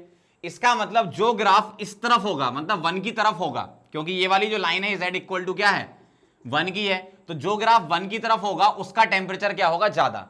तो अगर मुझे यहां टेम्परेचर कंपेयर कराना है तो T1 क्या होगा, सबसे ज्यादा होगा, फिर क्या होगा T2, फिर क्या होगा T3 और फिर क्या होगा T4। मतलब टेम्परेचर अगर हाई रखेंगे तो गैस के मॉलिक्यूल को आपने एनर्जी दे दी तो मॉलिक्यूल क्या होगा, दूर दूर जाएंगे, तो इंटरमॉलिक्यूलर अट्रैक्शन फोर्स वीक होगा और रियल गैस आइडियल की तरह बिहेव करेगी। समझ गया बात को, तो ये ध्यान रखना, इस टाइप का ग्राफ होता है। आगे बढ़ते हैं वान डेर वाल इक्वेशन पर। तीसरा एनालिसिस जो है हमारा, देखो पहली अपन ने चीज पढ़ी Z compressibility factor, second number पे ग्राफिकल एनालिसिस और तीसरे नंबर पे वान डेर वाल इक्वेशन। इसकी हेल्प से भी हम रियल गैस का नेचर समझाते हैं। कैसे, ध्यान से देखो। पहली बात, इक्वेशन क्या होती है, इक्वेशन होती है P plus n square A by V square V minus n b is equal to nRT। इसको बोलते हैं अपन, छोटी सी इक्वेशन है, वान डेर वाल इक्वेशन, ठीक है। तो ये जो वान डेर वाल इक्वेशन है इसमें क्या क्या चीजें हैं। पहली बात, ये जो यहां पर लिखा है n square A by V square, इसको बोलते हैं PCT। PCT का मतलब हो गया pressure correction term, pressure correction term. Pressure correction term क्या होता है, जैसे आप अगर आइडियल से कंपेयर कराओ तो आइडियल गैस में अगर मैं आपसे बात करूं, आइडियल गैस के मॉलिक्यूल में आपस में कोई फोर्स नहीं है, लेकिन रियल गैस में मॉलिक्यूल में कुछ फोर्स आ जाते हैं, मतलब अट्रैक्शन फोर्सेस आ जाते हैं। और अगर अट्रैक्शन फोर्सेस आ जाते हैं तो अब जो पहले वाला प्रेशर था और अब का जो प्रेशर है, आइडियल में जो प्रेशर एक्सर्ट हो रहा था गैस के मॉलिक्यूल कंटेनर की वॉल पे जो लगा रहे थे, अब जो मॉलिक्यूल कंटेनर की वॉल पे लगाएंगे तो इंटरमॉलिक्यूलर फोर्सेस बढ़ने की वजह से अब इंपैक्ट उस टाइप का नहीं होगा जो पहले हो रहा था। क्योंकि जो मॉलिक्यूल टकराने, जैसे मान लो आप हो, आप दीवार से टकराने जा रहे हो लेकिन आपके दोस्त लोग हैं पीछे, खींच लेंगे आपको, क्यों, इंटरमॉलिक्यूलर फोर्सेस कि भाई मत जाओ, मतलब आप उस इंपैक्ट से टकरा ही नहीं पाओगे, तो प्रेशर में कुछ डिफरेंस आएगा। इसी तरीके से गैस का मॉलिक्यूलर वॉल्यूम आ जाता है तो वॉल्यूम में भी डिफरेंस आता है। तो वही ये चीजें हैं। PCT मतलब प्रेशर करेक्शन टर्म, क्या होता है ये, डायरेक्ट ध्यान रखना, plus n square A by V square, ये होता है प्रेशर करेक्शन टर्म, ठीक है। और जो VCT है, VCT को बोलते हैं वॉल्यूम करेक्शन टर्म। क्या बोलते हैं, वॉल्यूम करेक्शन टर्म। तो वॉल्यूम करेक्शन टर्म जो होता है वो होता है माइनस NB, ठीक है। अब यहां पर A और B क्या बताते हैं, जो A है वो है वान डेर वाल कांस्टेंट, ठीक है, और ये ऐसा कांस्टेंट है जो वेरिएबल है। भाई साहब ये क्या बोल दिया, ऐसा कांस्टेंट है जो वेरिएबल है, मतलब ये हर एक गैस के लिए अलग अलग होता है, भले ये कांस्टेंट है लेकिन हर एक गैस के लिए अलग अलग है ये, ठीक है। ये क्या बताता है, ये बताता है इंटरमॉलिक्यूलर फोर्सेस के बारे में, इंटर मॉलिक्यूलर अट्रैक्शन फोर्सेस के बारे में बताता है। क्या बताता है, इंटरमॉलिक्यूलर अट्रैक्शन फोर्सेस के बारे में। और बी जो होता है, बी होता है एक्सक्लूडेड वॉल्यूम, एक्सक्लूडेड वॉल्यूम, ठीक है, एक्सक्लूडेड वॉल्यूम, ठीक। और अगर एन मोल गैस है और मॉलिक्यूल का वॉल्यूम अगर 4/3 πr³ में लेके चलूं, जिसको मैं Vm लिख सकता हूं, तो ये होता है excluded volume 4 times Vm is equal to 4 × 4/3 πr³ और इंटू क्या करते हैं Na, ठीक है। एवोगाड्रो नंबर से मल्टीप्लाई करते हैं तो मोलर वॉल्यूम बोल देंगे इसको, ठीक। अब बात आती है इसमें यूनिट की, तो unit of A and B क्या होगी बताओ, यूनिट ऑफ A और यूनिट ऑफ B। अगर मैं एक ही यूनिट देखूं तो जो प्रेशर की यूनिट होगी वही इसकी यूनिट होगी, मतलब ATM लीटर स्क्वायर पर मोल स्क्वायर, तो ATM लीटर स्क्वायर मोल की पावर क्या -2, और यहां जो V की यूनिट होगी वही NB की, मतलब लीटर पर मोल, तो लीटर मोल इनवर्स आ जाएगा, ठीक है। तो ये वाली बात होगी, बहुत ज्यादा डिटेल में नहीं जाएंगे इसमें, अगर डिटेल में जाएंगे तो बहुत लंबा वीडियो खिंच जाएगा कि ये PCT ऐसा क्यों आता है, VCT ऐसा क्यों आता है। एक्सक्लूडेड वॉल्यूम निकालने का भी तरीका होता है, दो वॉल्यूम को लेके एक डबल रेडियस का वॉल्यूम लेकर हम उसको एक्सक्लूड कर देते हैं, आपने अगर पढ़ा हो कभी, तो पहले हम क्या करते हैं, 2 मॉलिक्यूल का वॉल्यूम निकालते हैं एक्सक्लूडेड, फिर अपन उसको हाफ करते हैं, पर मॉलिक्यूल निकालते हैं, फिर उसको Na से मल्टीप्लाई करते हैं, बहुत सारी चीजें होती हैं फिर, है ना।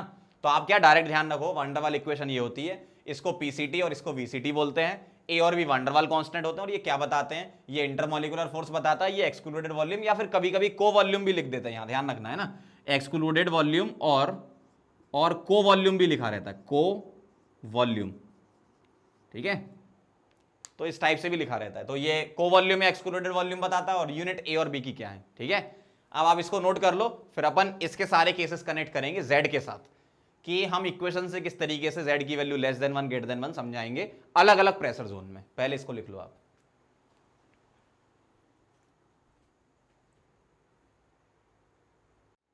चलो तो अब वंडरवाल इक्वेशन से हम समझ लेते हैं कि जेड के क्या क्या केसेस बनेंगे, और ये डायरेक्ट आपको फॉर्मूले ध्यान रखना, ठीक है। एक बार मैं समझा देता हूं कैसे होता है। अगर प्रेशर बहुत कम है तो उस टाइम पर इंटरमॉलिक्यूलर फोर्सेस ऑपरेट ही नहीं हो पाते, मतलब नेग्लिजिबल होते हैं, ऐसा बोल सकते हो। तो हम क्या कर सकते हैं, वंडरवाल इक्वेशन में ए को नेग्लेक्ट कर सकते हैं, ठीक है, ए को नेग्लेक्ट कर सकते हैं। और प्रेशर बहुत कम होता है तो वॉल्यूम बहुत ज्यादा होता है, तो हम एनबी को नेग्लेक्ट कर सकते हैं वी के रेस्पेक्ट में, मतलब हम बी को भी नेग्लेक्ट कर सकते हैं, ठीक है, नेग्लेक्टेड। तो होगा क्या, जो मेरे पास इक्वेशन थी क्या थी, P plus n square a by V square V minus n b is equal to n R T, ये इक्वेशन थी वंडरवाल। अब ध्यान से देखना जरा, मैंने क्या बोला, ए ऑपरेट नहीं हो पा रहा तो ये नेग्लेक्ट कर दिया, और वी बहुत ज्यादा है एनबी के रेस्पेक्ट में तो ये नेग्लेक्ट कर दिया, मतलब पीवी इज इक्वल टू क्या आ गया, एनआरटी आ गया, ठीक है, पीवी इक्वल टू एनआरटी। और अगर मैं मोल को यहां ले आऊं तो मैं इसको मोलर वॉल्यूम वीएम लिख दूं, वी बाय एन को इज इक्वल टू आरटी, और आरटी को इधर ले आओ तो पीवीएम अपॉन आरटी क्या हो गया आपका, 1 हो गया, मतलब जेड क्या हो गया आपका, ये जेड ही तो होता है, क्या हो गया, जेड 1 हो गया, मतलब at very low pressure Z 1 आता है, अपन इससे ऐसे समझाते हैं। दूसरा देखो, एट लो और मॉडरेट प्रेशर, ध्यान से देखना, इसमें मैं बी को नेग्लेक्ट करूंगा, बस बी नेग्लेक्टेड। ऐसा क्यों होगा, जो अपनी इक्वेशन थी क्या, P plus n square a by V square, ध्यान से देखते जाना, V minus n b is equal to क्या लिख रहा हूं मैं, एनआरटी। मैंने बी को नेग्लेक्ट किया, देखो लो प्रेशर अभी भी है, मतलब वॉल्यूम अभी भी सफिशिएंटली लार्ज है, तो हम वी को रख सकते हैं, एनबी को नेग्लेक्ट कर सकते हैं। लेकिन लो प्रेशर पर आपको ये तो पता है ना, गैस का लिक्विफेक्शन होता है, अगर लिक्विफेक्शन होता है तो कुछ ना कुछ तो फोर्स होंगे ना, तभी तो लिक्विफाई हो रहा है, इसका मतलब ए नेग्लेक्ट नहीं कर सकते। अब आप यहां पर समझ गए बात को, तो ये रखना और ये मत रखना। तो ये क्या आ जाएगा, ध्यान से देखो, P plus a upon mole को मैं नीचे ले आऊं तो ये क्या बन जाएगा, वीएम स्क्वायर बन जाएगा तुम्हारा, सही है। और ये क्या है, इसको मैं वीएम लिख दूं, molar volume is equal to क्या लिख दूं यहां पर, आरटी, ठीक है, इज इक्वल टू आरटी लिख दिया। मतलब आप ये बोलो कि मोल 1 ले लिया अपन ने तो वॉल्यूम को मोलर वॉल्यूम बोल देंगे। अब क्या करो, एक काम करते हैं अपन, इसको मल्टीप्लाई कर देते हैं तो क्या आ गया, P V m plus a by V m is equal to R T. अब आरटी से डिवाइड कर रहा हूं तो P V m upon R T plus a upon R T, इधर एक वीएम आ गया था ना, हाँ, आरटी वीएम, सही है, इज इक्वल टू 1, क्लियर। अब यहां जो है ये क्या है, जेड है ना, और इसको अगर उधर ले गए तो 1 minus a by R T V M, मतलब जेड का जो फॉर्मूला आया ये सीधा डायरेक्ट ध्यान रखना है कि मॉडरेट या लो प्रेशर में ये होता है, सीधा एग्जाम में क्वेश्चन आ चुके हैं ऐसे। अब बताओ जरा, ये जेड लेस देन 1 आ रहा है क्या, चेक करें। ए तो क्या है, फोर्स के बारे में बताता तो नेगेटिव नहीं हो सकता, आर नेगेटिव होता नहीं है, टेम्परेचर आप यूजुअली केल्विन में रखते हो नेगेटिव नहीं होता, और वॉल्यूम भी पॉजिटिव होता है, मतलब 1 में से कुछ ना कुछ तो माइनस होगा ना, मतलब जेड क्या आएगा, लेस देन 1 आएगा। मतलब लो प्रेशर और मॉडरेट प्रेशर पर एक्सपेरिमेंटल डेटा से हमने जो देखा था वो भी यही था, और इससे भी हम यही समझा रहे हैं। आगे बढ़ो, हाई प्रेशर पर आ जाओ। हाई प्रेशर पर मैं बोल रहा हूं ए नेग्लेक्टेड। अब ध्यान से सुनना जरा, हाई प्रेशर पर क्या है, प्रेशर इतना ज्यादा है कि ए की वैल्यू बहुत कम होती है, क्योंकि ए की वैल्यू 10 की पावर -1 से -2 ऑर्डर की होती है, मतलब इतना होता है, मतलब ए नेग्लेक्ट कर सकते हैं अपन, लेकिन अब बी नेग्लेक्ट नहीं कर सकते।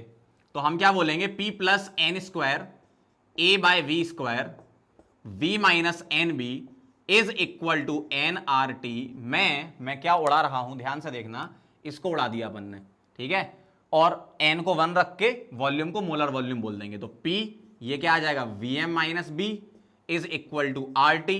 अब मैं P से मल्टीप्लाई कर दूं तो PVm minus PB is equal to क्या, आर टी से डिवाइड कर दो तो PVM upon RT minus PB upon RT is equal to 1। और ये क्या बन गया आपका, बताओ जरा, PVM अपॉन RT, ये Z बन गया ना, तो Z is equal to 1 plus PB upon RT।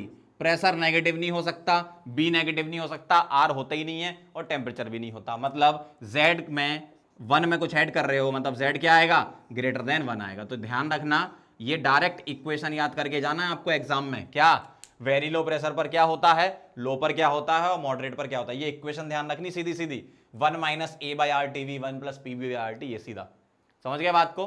तो ये बात हो गई अपनी वान डर वाल इक्वेशन से रिलेटेड थ्योरी की। इससे रिलेटेड एक टॉपिक और है जिसको बोलते हैं अपन लिक्विफेक्शन, तो उसको भी कवर करेंगे क्योंकि उससे भी एग्जाम में क्वेश्चन आने के चांसेस होते हैं। लेकिन आपको वान डर वाल में अगर थ्योरेटिकल क्वेश्चन पूछेगा तो जितना मैंने पढ़ाया उन्हीं में से कुछ ना कुछ आपसे पूछ लेंगे, ठीक है, नोट करो, फिर आगे बढ़ते हैं। चलो तो अब आगे बढ़ते हैं और लिक्विफेक्शन वाले टॉपिक को समझ लेते हैं। बहुत आसान सा है, एग्जाम में क्वेश्चन बहुत इजी आएगा, कर लेना, बहुत आसान है। अब ये लिक्विफेक्शन की स्टडी सबसे पहले किसने करी थी, एंड्रयू करके एक साइंटिस्ट है जिन्होंने लिक्विफेक्शन के लिए स्टडी करी थी। पी वर्सेस वी ग्राफ की स्टडी की थी। मैं ग्राफ पूरा नहीं बताऊंगा डिटेल में, मैं नॉर्मल क्लास में आपको बता चुका हूं। क्रैश कोर्स वाली सीरीज है तो रिवीजन के तौर पे करवा रहा हूं मैं आपको, तो फटाफट से बताता हूं चेक कैसे करना है। पहली बात, लिक्विफेक्शन ऑफ द गैसेस किस बात पे डिपेंड करता है, क्रिटिकल पैरामीटर्स होते हैं कुछ, तो फटाफट से मैं लिख देता हूं क्रिटिकल पैरामीटर्स, उससे अपन कोरिलेट करते हैं। देखो क्रिटिकल पैरामीटर्स की अगर मैं बात करूं तो क्रिटिकल है ये, है ना, क्रिटिकल पैरामीटर की अगर बात करूंगा तो 3 टाइप के होते हैं। Number 1 is critical temperature. Critical temperature, critical temperature क्या होता है, जिसको हम लिखते हैं टीसी, क्या लिखते हैं, टीसी। क्रिटिकल टेम्परेचर क्या होता है, द टेम्परेचर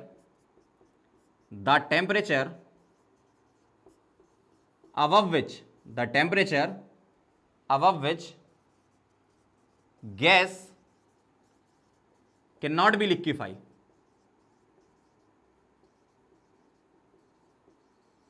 वो टेम्परेचर है जिसके ऊपर गैस लिक्विफाई नहीं होती। मतलब मैं सीधा सीधा ये बोलूंगा कि क्रिटिकल टेम्परेचर वो लास्ट टेम्परेचर है जब आपको आखिरी बार लिक्विड मिले। फिर ध्यान से सुन लो, क्रिटिकल टेम्परेचर वो लास्ट टेम्परेचर है जब आपको आखिरी बार लिक्विड मिले, उसके बाद लिक्विड नहीं मिलेगा, ठीक है, ध्यान रखना। और टीसी की जो वैल्यू होती है वो आपको याद रखनी है, 8a/27 RB होती है, 8a/27 RB, ठीक है।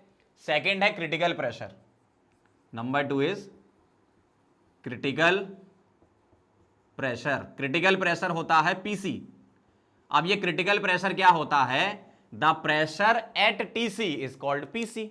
मतलब क्रिटिकल पॉइंट, मतलब क्रिटिकल टेम्परेचर पर जो प्रेशर है उसको क्या बोलते हैं, क्रिटिकल प्रेशर। और पीसी का फॉर्मूला होता है A/27B², ठीक है, डायरेक्ट ध्यान रखना आपको ये।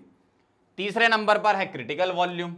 Number 3 is critical volume. Critical volume क्या होता है, VC, volume of 1 mole of the gas at PC and TC. Volume of 1 mole of the gas at PC and TC is called VC. और VC जो होता है वो होता है 3B। तो ये आपको डायरेक्ट फॉर्मूले ध्यान रखने हैं, फिर बोल रहा हूं मैं। एक चौथा पॉइंट और लिख लेते हैं, क्या, compressibility factor. Compressibility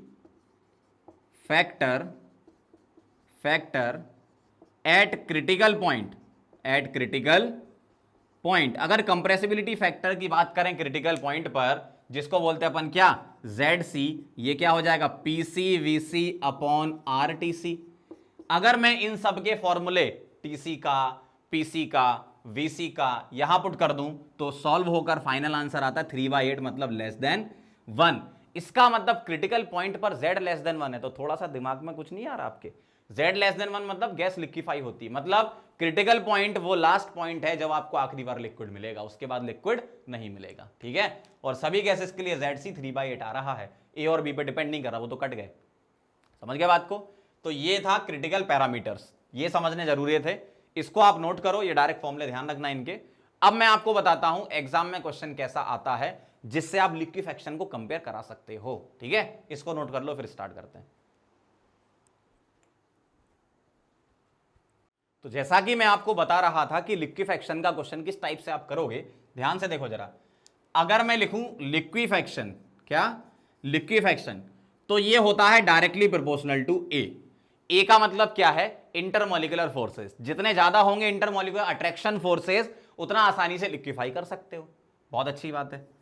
inversely proportional to be, मतलब जो आपका एक्सक्लूडेड या कोवॉल्यूम था, जितना कम रहेगा उतना अच्छा रहेगा, क्यों, पैकिंग बहुत अच्छी रहेगी मॉलिक्यूल्स की। चलो बहुत बढ़िया। Directly proportional to T C, directly proportional to T C मतलब क्रिटिकल टेम्परेचर। मतलब आपको 4 टाइप से क्वेश्चन लिक्विफेक्शन का हो सकता है। पहला ए दिया जाए, दूसरा बी दिया जाए, तीसरा टीसी दिया जाए, और चौथा कुछ नहीं दिया जाए। समझ रहे हो? अगर ए दिया जाता है तो ए ज्यादा तो लिक्विफेक्शन ज्यादा। डिफरेंट गैसेस के लिए ए गिवन रहेगा, फटाफट से देख लो किसका ए ज्यादा है, वो आंसर लगा देना, लिक्विफेक्शन आसान। जिसका बी कम होगा उसका लिक्विफेक्शन आसान, और जिसका टीसी ज्यादा होगा, क्यों, टीसी क्या था, 8a/27 RB, तो a/b यही तो है वो, a/b। तो liquefaction is directly proportional to a/b है ना, मतलब डायरेक्टली प्रोपोर्शनल टू टीसी।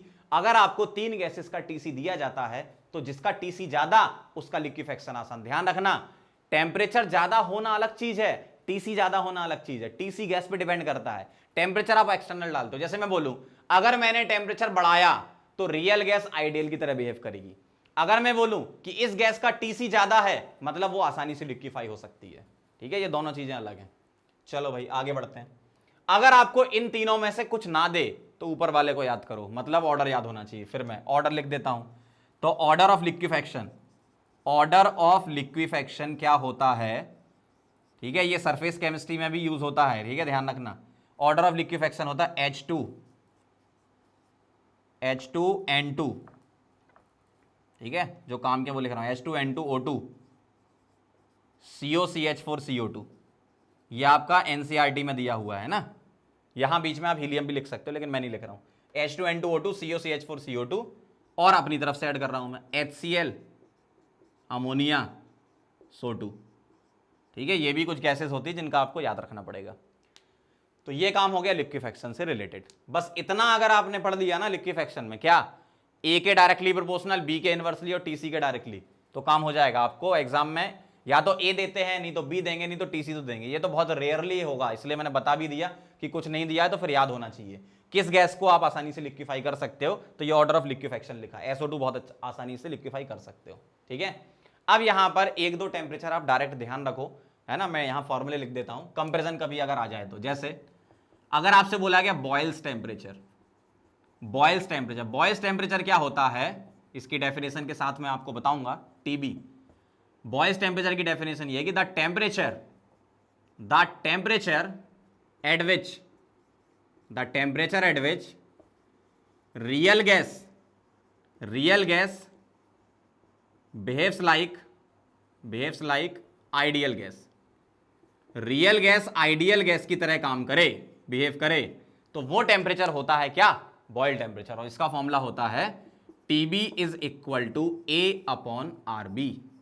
ठीक है, विरल इक्वेशन वगैरह से निकलता है। विरल इक्वेशन अपन डिस्कस नहीं करेंगे, मेन और नीट के लिए इंपॉर्टेंट नहीं है। तो TB is equal to A/RB होता है। एक टेम्परेचर होता है इन्वर्जन टेम्परेचर। ठीक है, ये फिजिक्स में जूल थॉमसन इफेक्ट होता है, उससे रिलेट है, हीटिंग कूलिंग ऑफ गैस से, है ना।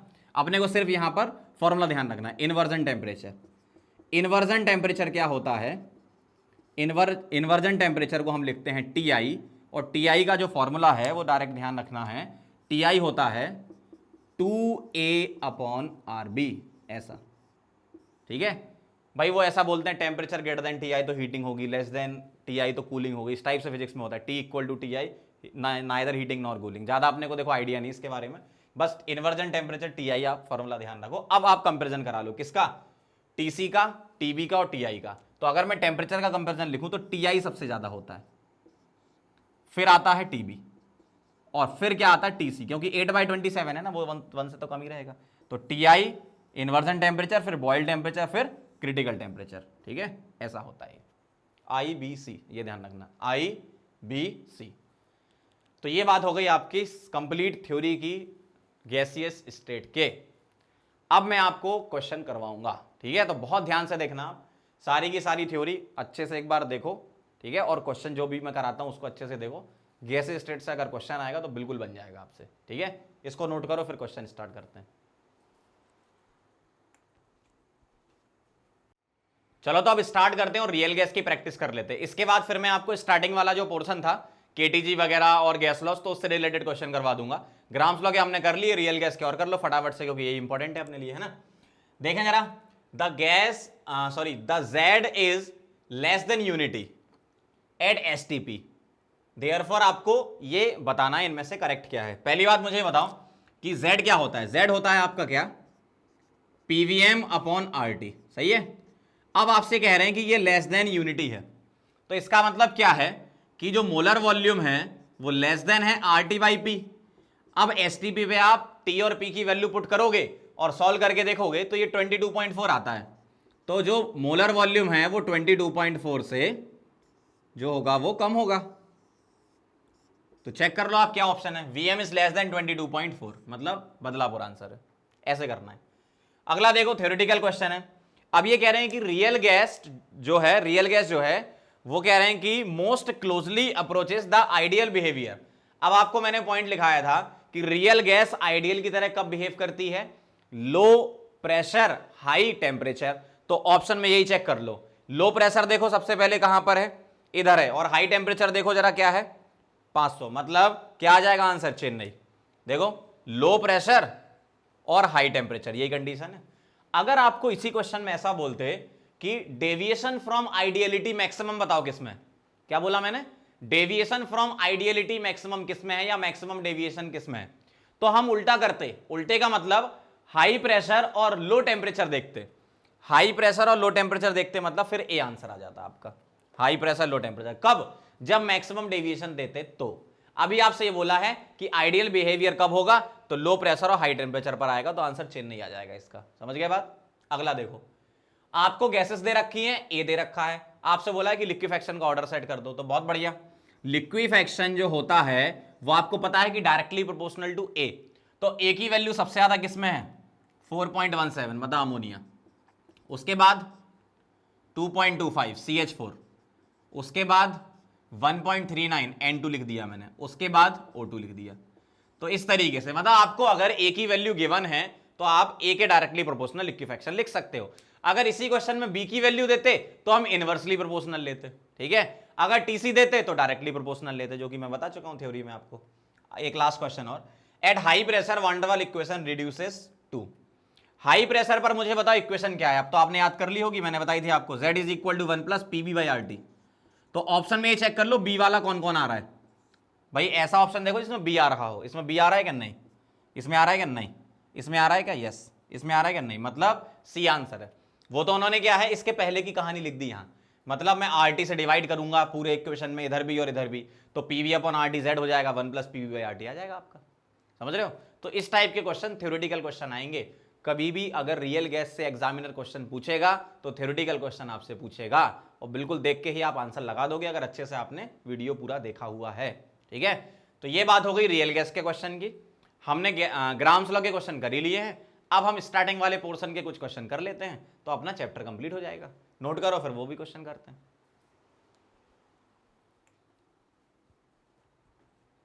तो चलो अब स्टार्टिंग वाले पोर्शन की हम प्रैक्टिस कर लेते हैं, जिसमें हमने डायरेक्ट फॉर्मूले वगैरह लिखे थे। अब उसके क्वेश्चन भी एक बार देख लो, है ना।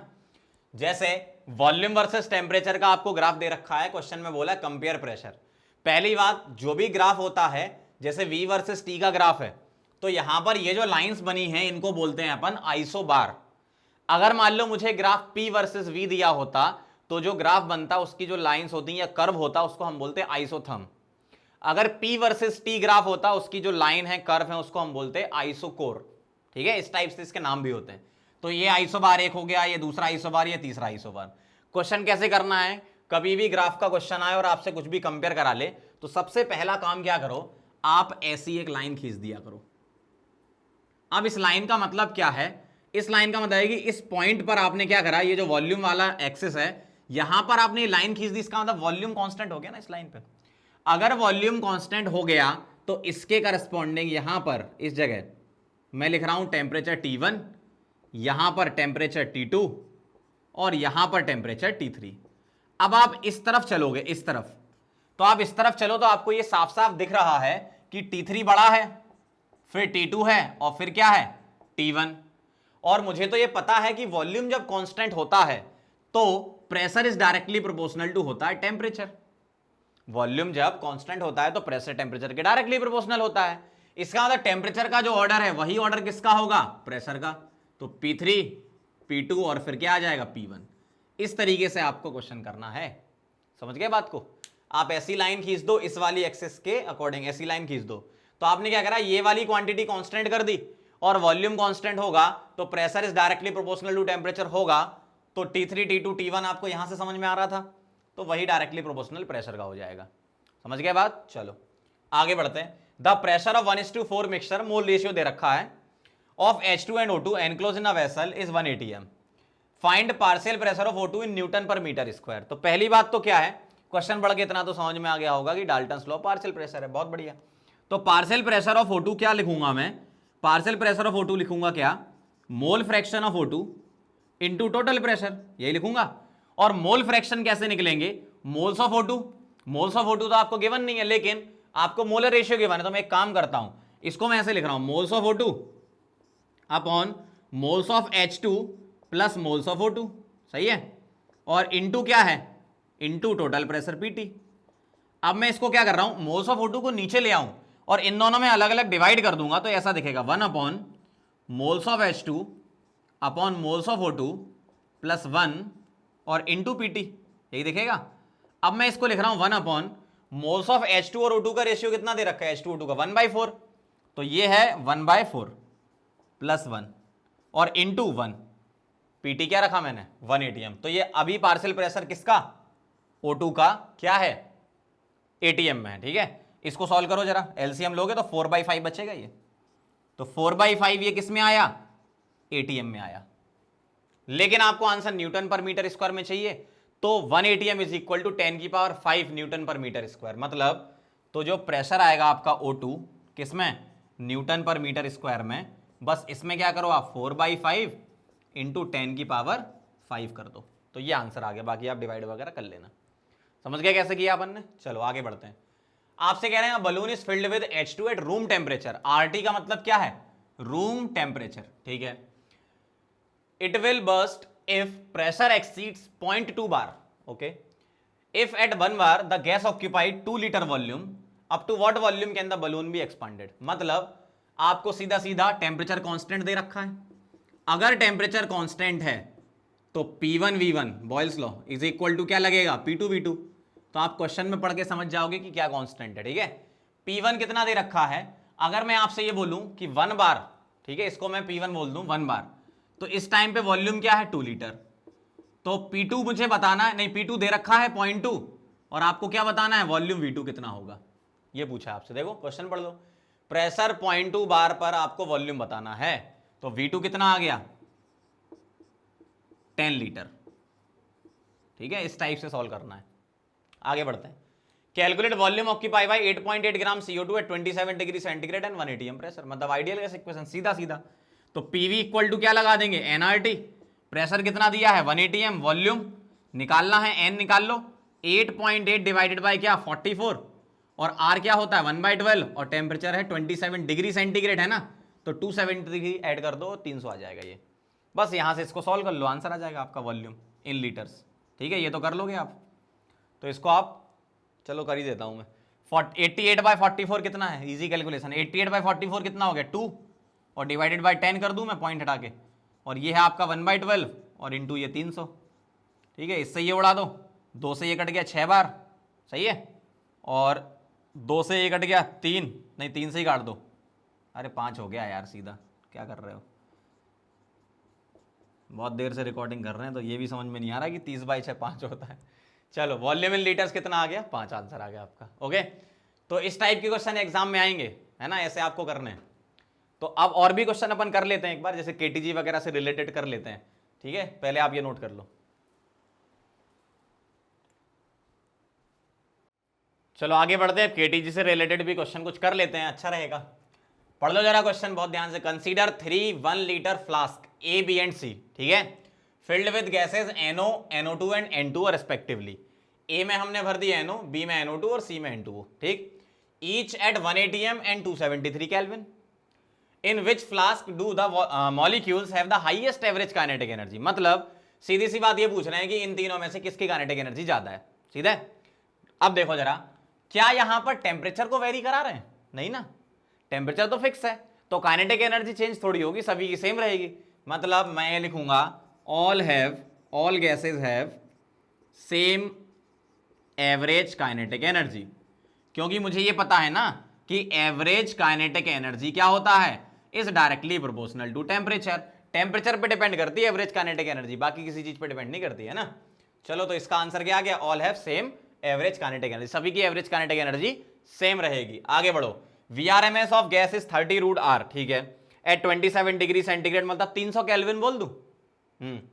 Find molar mass of gas, ठीक है। चलो VRMS का फॉर्मूला बोलो क्या होता था, तो मैं सीधे सीधे पुट कर रहा हूं, VRMS क्या, 30√R is equal to √3R T 300 upon M, यही होता था, 3RT अपॉन M होता था। अब होल स्क्वायर कर दो तो यहां हो गया 900R और ये भी हो गया 900R अपॉन M, तो 900R कैंसिल, M क्या आ गया यहां से 1, लेकिन यहां जो 1 आया वो किस में आया, केजी में, क्योंकि नीचे केजी होता, ध्यान रखो, तो 1 kg आ गया ये, है ना, 1 kg पर मोल बोल सकते हैं अपन इसको, मोलर मास, ठीक है। चलो आगे बढ़ते हैं। अगला क्वेश्चन क्या है, 6 × 10⁻22 gas molecules each of mass 10⁻24 kg are taken in the vessel of 10 litre, find pressure. ये तो वो हो गई अपनी काइनेटिक गैस इक्वेशन, लगाओ। PV is equal to 1/3 mn VRMS square, वही लगा रहा हूं। P कितना है निकालना है, V कितना है 10 लीटर, वॉल्यूम को हम मीटर क्यूब में रखते थे, याद करो मैंने आपको यूनिट लिखा रखी थी, तो 10 लीटर को मीटर क्यूब में कन्वर्ट करूंगा तो -3, तो ये मीटर क्यूब में रख दिया। PV is equal to 1/3 M, M मतलब मास, किसमें, केजी में दे रखा है, बहुत बढ़िया। N मतलब molecules, 1/3 mn VRMS square, VRMS कितना है 100 का स्क्वायर, मतलब 2 जीरो और बढ़ा दो, 100 का स्क्वायर कर दिया, 2 जीरो और बढ़ा दिए, ठीक है। अब क्या करना है, यहां से प्रेशर निकालना है, तो P सॉल्व कर लो थोड़ा सा, क्या आ जाएगा, 3 से उड़ा दिया, ये कितना हो गया 2 टाइम्स हो गया। अब 10 की पावर इकट्ठी कर लो, तो 2 हो गया, और इंटू 10 की पावर बता दो टोटल कितनी हो जाएंगी। यहां -2 बचेंगी, उधर ले जाओ तो 100 कर दो, और तो यहां 4 जीरो थे, 100 और आएगा 6 जीरो, तो 10 की पावर 6 हो गया, और 22 + 6 कितना हो गया 28, 28 में से 4 माइनस कर दो, मतलब 24 माइनस कर दो, 4 बचेगा, और ये किस में आता है आंसर आपका, न्यूटन पर मीटर स्क्वायर, मतलब पास्कल में। याद करो मैंने आपको फॉर्मूला बताया था, PV is equal to 1/3 mn VRMS square, है ना। चलो आगे बढ़ो, अगला एक theoretical question, incorrect regarding KTG, मतलब KTG में कौन सा पोस्टुलेट गलत है, तो जो मैंने पोस्टुलेट लिखा है तो उनको चेक कर लेते हैं।